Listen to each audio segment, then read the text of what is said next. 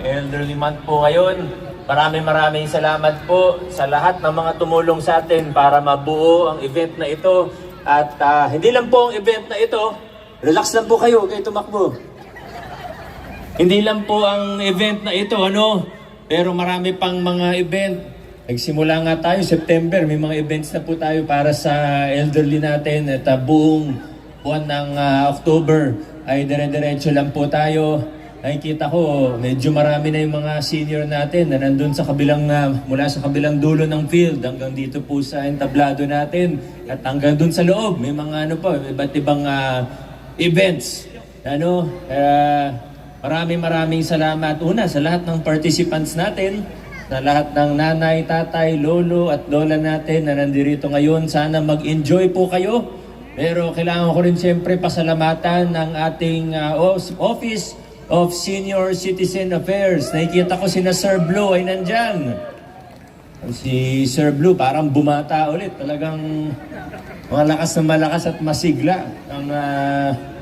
High energy po tayo ngayon kasama ng mga staff ng OSCA. Nakikita ko nandito rin po ang mga representatives natin mula sa Elderly Council. Nandyan po, kaway-kaway naman po sa mga Elderly Council reps po natin. At sa mga iba't ibang samahan ng senior citizen sa buong lungsod ng Pasig. Mga kumakaway-kaway po dyan, sana mag-enjoy po ang lahat.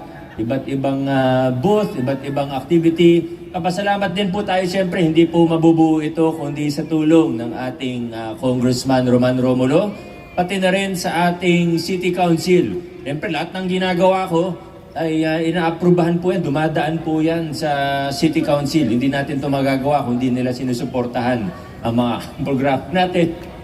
Sa panguna ni Vice Mayor Dodot Jaworski. Siyempre si Pao Santiago, chairperson po yan ng ating Committee on Elderly Affairs. Committee on Elderly Affairs. At sigurado meron pa akong di mga nabanggit, yung mga private partners natin, iba't ibang stakeholders, sa mga kawani ng ating Tensya na, medyo inuubo tayo.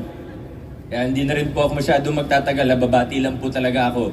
Mga kasama po natin ng mga kawani ng ating lokal na pamahalaan na nasa, nag-overtime pa para lang matulungan tayo mula sa Peace and Order, TPMO, ano pa bang mga kasama natin dito?